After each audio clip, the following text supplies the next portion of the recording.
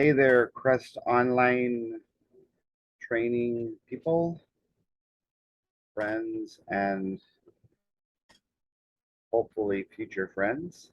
This is Bill MacDonald, the reading and writing doctor, and I want to welcome you to CREST Part 2. It's going to be Lesson 4 on revising. And I just sent you the links to the release tests for the 4th, 7th, 9th, and 10th grade for editing and revising for the last 7 years. And so I wanted to show you how to use uh, the actual release test to practice what I was talking about to scaffold your teaching so that the students who struggle with reading and writing can look for questions about one word before they try and focus on an entire paragraph or an entire passage. Um, the only difference is for the English 1 and 2, you're also going to see the entire reading test in there in those years, as well as the prompts for expository and persuasive. The same thing for 4th grade. We still will have expository, informative on the new test, but it'll be just in response to a passage, not a prompt slash topic. So why do I have this weird background? Well, I'm just thinking on behalf of all of you that the sun is possibly setting on your summer vacation. So I just wanted to remind you to use every moment you have to enjoy your family, your friends, your uh, summer activities and hobbies that you enjoy the most. It's actually a background that I use as a cover page for my praising you in the mountains and trusting you in the valleys. So, as a quick side note, if you're a teacher of faith, I would suggest that you type those words on Facebook, praising you in the mountains and trusting you in the valleys. And just like you have joined my reading club, you can join uh, a club based on faith. And so I try not to put too much in my regular pages or my groups about faith because I don't want to offend anybody, but that's a part of who I am. So it's going to come out once in a while. And so for those of you who are not people of faith, I apologize.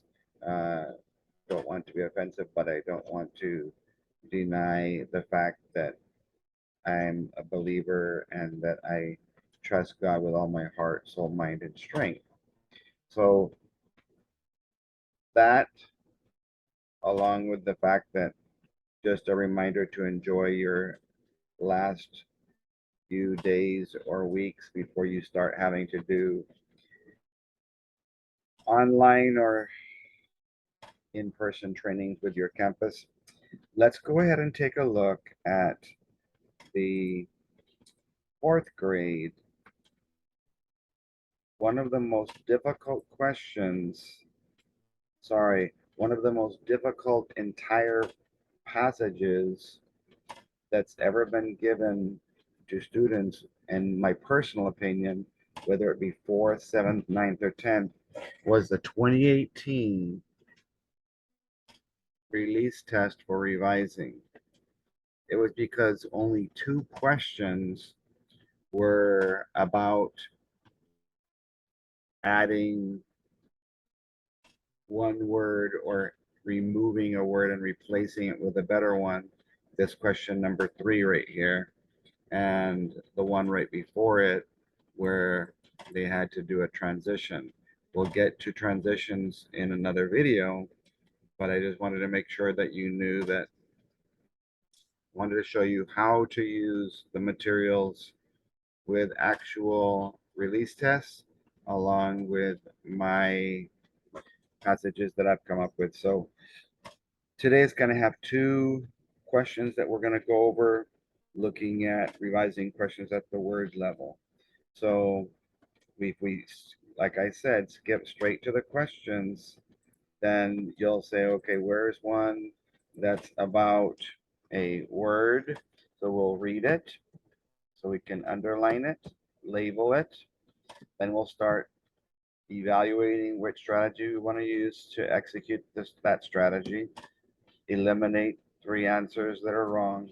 Select one in the test document and then we'll submit it onto the online answer format.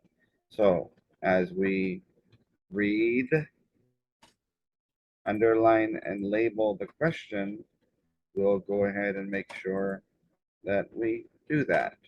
So it says the word bigger is not the right word choice for sentence 20. So I'm going to make a little bracket around sentence 20 so I can actually go there and remember that this is going to be about question. Harder to do this. I'm not typing, but those of you that are annotating when you're practicing. So bigger is going to be removed.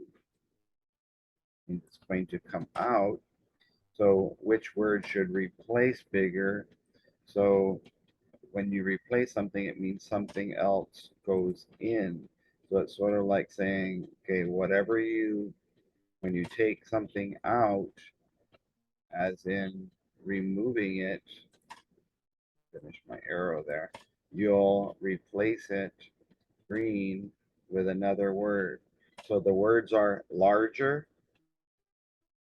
taller, stricter, and easier. Now, this should have been a pretty easy question, but uh, if you haven't already looked it up, this question, as I mentioned in the sample that I gave you that was like it in my passage, only got 63% in Texas. And it's kind of interesting because three of the answers are pretty obviously not the correct answer. So it means that the kids are probably not going back and looking at it in context. So if you take a look here at the word larger, the larger means the same as bigger because it says it's not the right choice. So remember Mrs. PVC that we talked about in some of our previous videos. Mrs.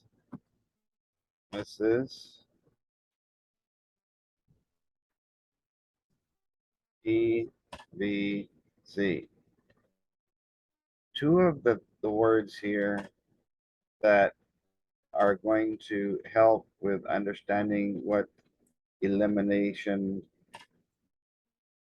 process we should use is whenever something changes the meaning or the content, then you're going to eliminate it. So since bigger was already not the right word, it wasn't the right meaning or it wasn't the right content, then larger and taller are probably not going to be the right answers either. And so that means it's either going to be easier, which means something opposite because we need something different, or stricter, which takes something that's content specific. So what we have to do is say, okay, now let's go back and we'll read, underline, and label sentence 20 in the passage so we can see, well, is it going to be stricter or easier that we need to use here? So I'll go back to sentence 20, page, and I use Adobe Acrobat Professional because it allows me to add things. I can go into any of my materials that I've sent to you and I can add text to my materials and then just erase it. So there is sentence 20. And if you want to hold the kids accountable, then they should label it. It was question number 3. All right. So there's the word bigger. And what color should we use to eliminate something? Red. We got to take this word out because it doesn't fit with the context or the meaning that they're asking. So the sentence is capital governments, plural, are trying to write bigger laws to protect the rhinos. So the choice was taller and bigger. The size of a law is irrelevant here. It's not going to be on a bulletin board or on a sign. It's going to be on a piece of paper. So you don't want an easier law, because if you look at the sentence before and we talk about rewinding, if you see it just in context and then you fast forward to the sentence afterwards, let's see it just in the context of those 3 sentences for those kids who struggle. I'm trying to protect the rhinos. I need a law that's going to protect them. An easier law doesn't make sense. A stricter law? Well, strict comes from the word stricter, comes from the word strict. And so your kids were going to have to open up their dictionary, either their online or their paper dictionary, to find out what stricter means, because easier was easy to know that it's not going to fit there, because if you look at the sentence before, as it says right here, however, many people care about these animals and want to stop the illegal trade. So if they're trading rhino horns and it's illegal, means like it's against the law, then we've got to have, if you have a stricter law, that means like in a classroom that has rules, rewards, and consequences, if I have a strict law, that means the consequences are going to go up if people break that law. We look at that following sentence: conservation organizations are working to make people aware of this problem. Okay. Well, the sentence that's going to help is that whatever is being addressed is because of the illegal trade of rhino horns. They're killing the rhinos and selling their horns. So I would suggest that stricter would be the best. So if we clear the drawings and then we go back to number 3, it seems to be that stricter would be the best answer, but I've also gone to my graphic organizer that we're calling the revising graphic organizer. So if you take a look here, you can see that there's the word bigger, and we're going to replace it. And we said because of Mrs. PVC, we would probably replace it because of the word bigger not fitting the meaning or the content or the context, because it said in context, governments are trying to write bigger laws to protect the rhinos. That just doesn't make sense in that context. So the better choice is to remove bigger, take it out. Let's use our little colors here. We'll remove bigger, not because it's not vague. Uh, it's specific enough, but it's not specific to this context, this content. this meaning that we're talking about. So the only one that makes the most sense using the bottom of our graphic organizer is the word stricter. Governments are trying to write stricter laws. So what I would suggest that you do is do what we call an extension. Don't just rush to the next sentence and this next question when you're modeling and mentoring. Ask your kids, extension, how about I spell that correctly? Ask your kids to come up with a sentence about stricter. So in a classroom setting, what needs to be stricter, or in a home setting?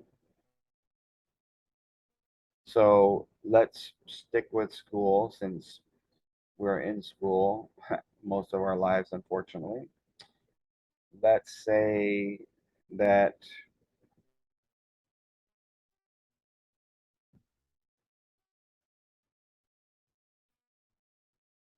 too many kids in class are talking while you're trying to talk. So we had to have stricter consequences when students talked too much.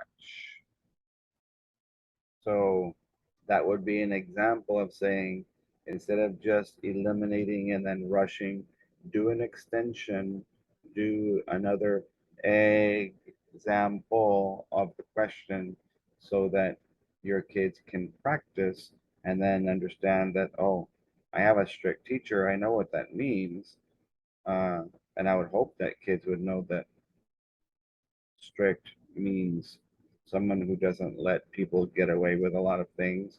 But I would suggest that if they didn't know that and you ask them that, because this is no longer, going to be tested, um, I would suggest that you guys use it as district benchmarks uh, to help your kids practice and change some of them so that they're the different constructed type responses, the ones that are above that red line, you can have more than one correct answer. You can have an inline choice. You can have A versus B, all of those that we have on our advanced folder. So that's how I would do that one. Let me go ahead and uh, clear all my drawings. I'll stop sharing there. The other one that I want to do is in your binder, and it's from an activity that I call "Are You Smarter Than a High School Student?"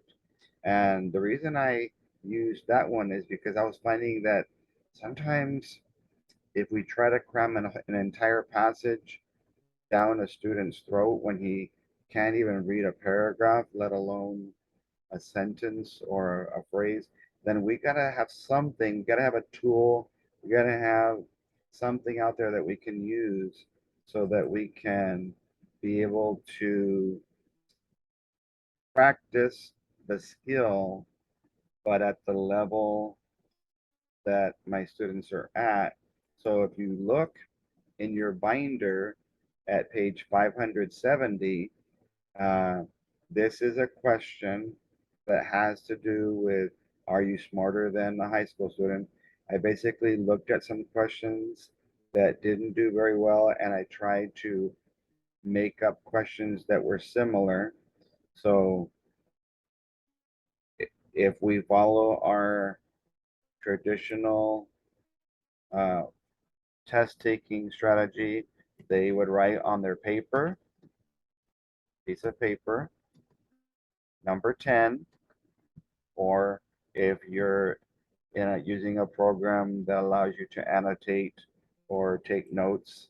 The test has a place where you can take notes as you go along for each question in the upper right hand portion of the online test, those practice tests.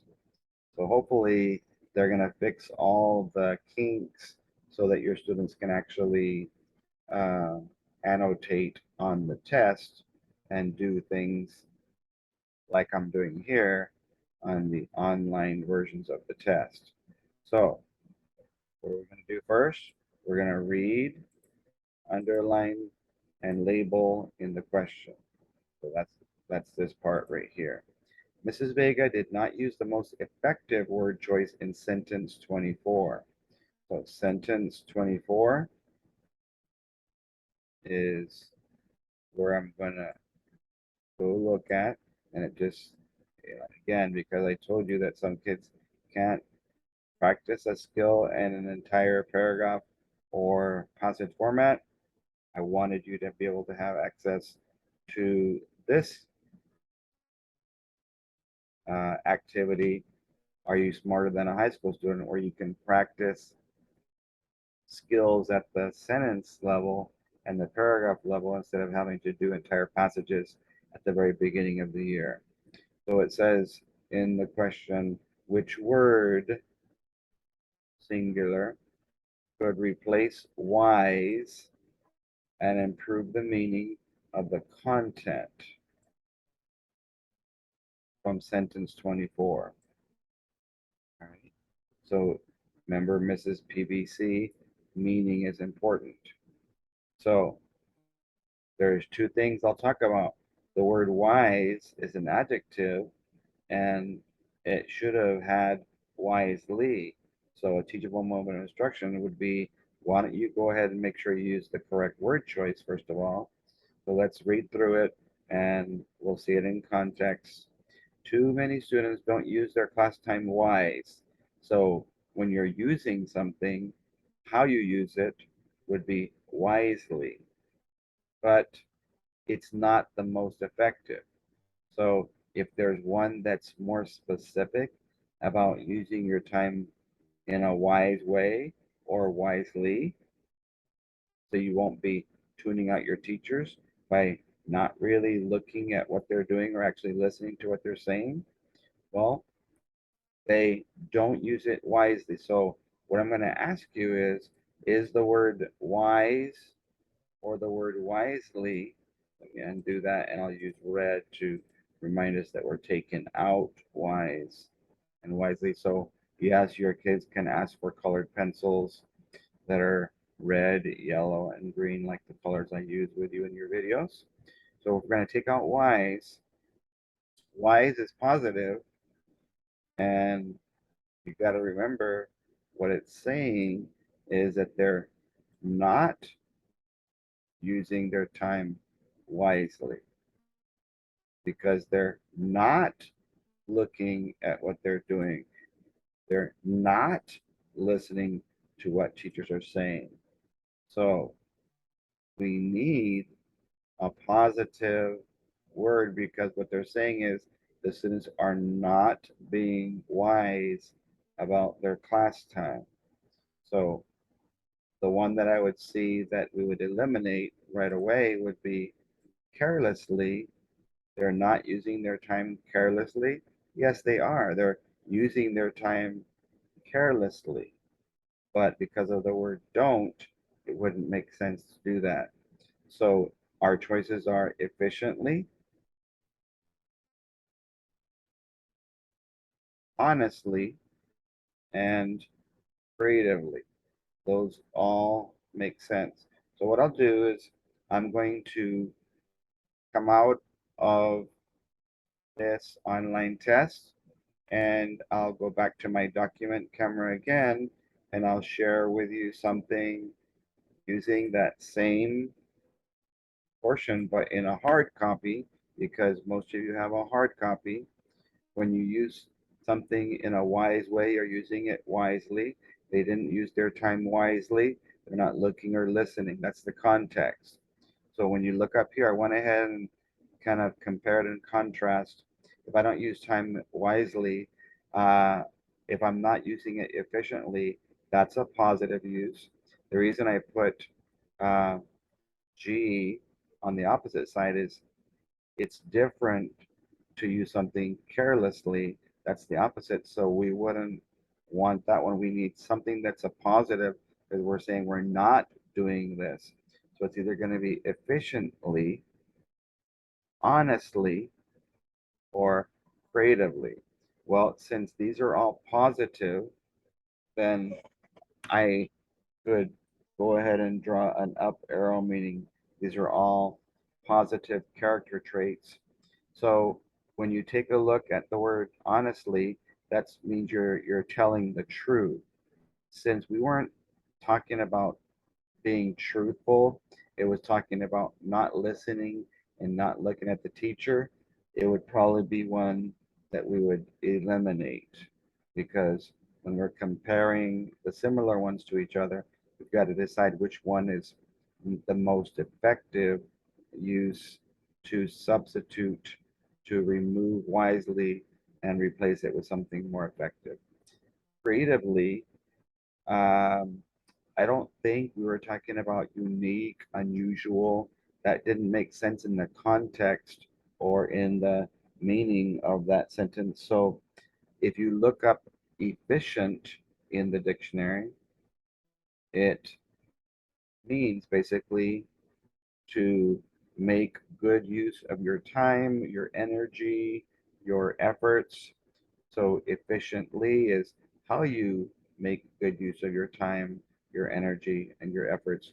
So letter G would most likely be the one that you would choose because of that. And again, um, I kind of jumped over order, revision, and combining, but I just wanted to keep, one of you was asking just kind of for some more examples of how to use the teeter-totter. Uh, when you're comparing synonyms, put them on this side and put the antonyms, the opposite, something that's different on the opposite side. That way you can eliminate those right away and just keep the answer choices that will best fit your uh, word that you're trying to compare with. So uh, there you have it. I hope that this was helpful and that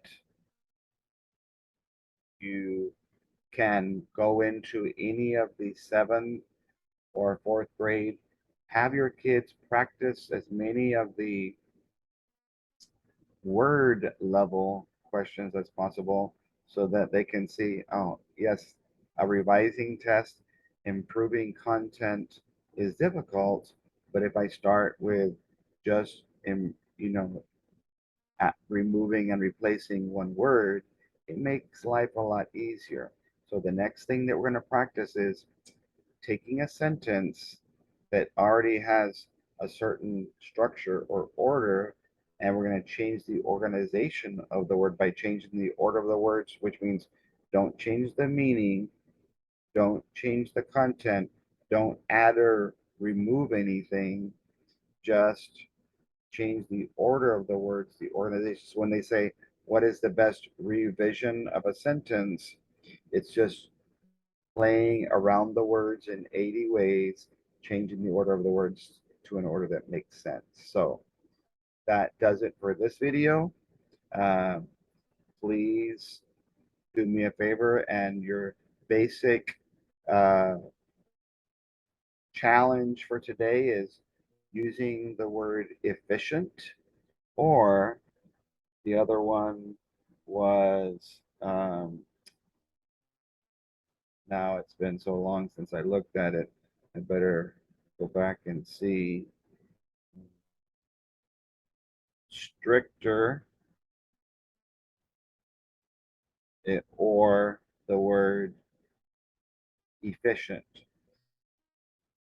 Try to use those in a sentence as much as possible, uh, using them in the context of a sentence. Now, when you're in a hurry, that extension can be done verbally if you have time and there's lots of kids still taking their test or uh, behind, then you can have the kids go ahead and practice writing out a sentence using the word stricter or the word efficient, which were the ones that we were talking about in this case. So thank you so much. Go ahead and since this is just shared with you guys in the CREST online training. Mostly you guys are the only ones that are going to see it. So please like the video, and um, just a reminder that these we're not in reading technically yet. Revising is improving the reading, but we're not going to be able to get into the reading specific strategies until we get to parts 3, 4, and 5. I just felt like I needed to build that foundation with you guys so you could build it with your students. And I don't want anybody waiting until the second semester to start working on editing and revising, because it's the foundation of writing sentences. You write a sentence with good grammar, and then you improve the sentence or sentences by adding and removing, replacing, or moving content. So God bless and take care.